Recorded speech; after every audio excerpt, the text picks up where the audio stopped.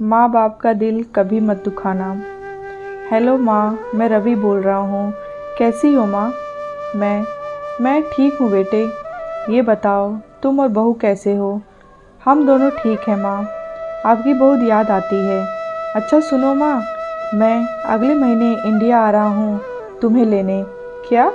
हाँ माँ, अब हम सब साथ रहेंगे और नीतू कह रही थी माँ जी को अमेरिका ले आओ, वहाँ अकेली बहुत परेशान हो रही होंगी। हेलो, सुन रही हो ना माँ? हाँ हाँ बेटे। बूढ़ी आंखों से खुशी के अश्रुधारा बह निकली। बेटे और बहू का प्यार नस नस में दौड़ने लगा। जीवन के 70 साल गुजार चुकी सावित्री ने जल्दी से अपने पल्लू से आंसू पोंछते हुए और बेटे से बात करने लगी।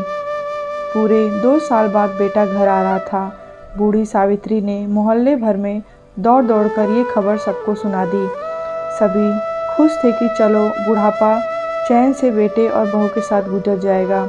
रवि अकेला आया था। उसने कहा कि माँ हमें जल्दी ही वापस जाना है, इसीलिए जो भी रुपया पैसा किसी से लेना है वो लेकर रख लो और तब तक मैं किसी प्रॉपर्टी डीलर से मकान की बात करता हूँ। मकान? माँ ने पूछा।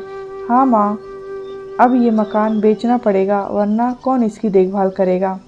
हम सब तो अब अमेरिका में ही रहेंगे। बूढ़ी आंखों ने मकान के कोने कोने को ऐसे निहारा जैसे किसी अबोध बच्चे को सहला रही हो। आनन फानन और औने पौने दाम में रवि ने मकान बेच दिया। सावित्री देवी ने जो जरूरी सामान समेटा जिससे उनको बहुत ज़्यादा लगाव था। रवि टैक्सी मंगवा चुका था। एयरपोर्ट पहुंचकर रवि ने कहा, माँ तुम यहाँ बैठो, मैं अंदर जाकर सामान की जांच और बोर्डिंग और वीज़ा का काम निपटा लेता हूँ। ठीक है बेटे। सावित्री देवी वहीं पास की बेंच पर बैठ गई।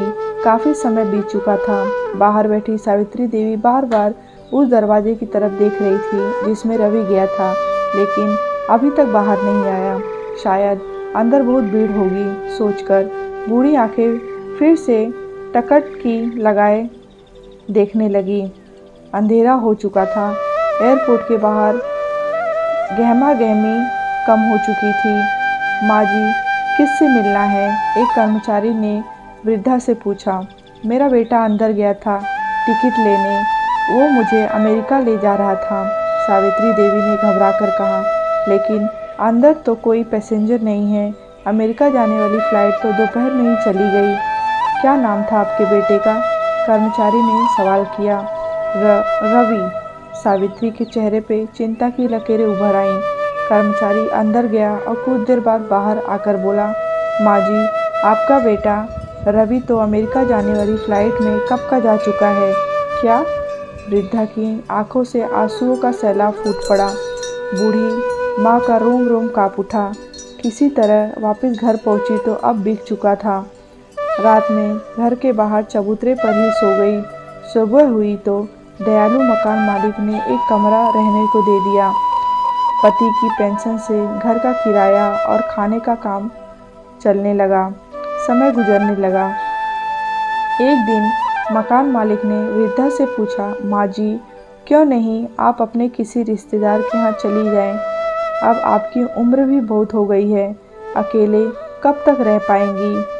हाँ चली तो जाऊँ, लेकिन कल को मेरा बेटा आया तो यहाँ फिर कौन उसका ख्याल रखेगा? आँख में आंसू आने लग गए। दोस्तों, माँ बाप का दिल कभी मत दुखाना।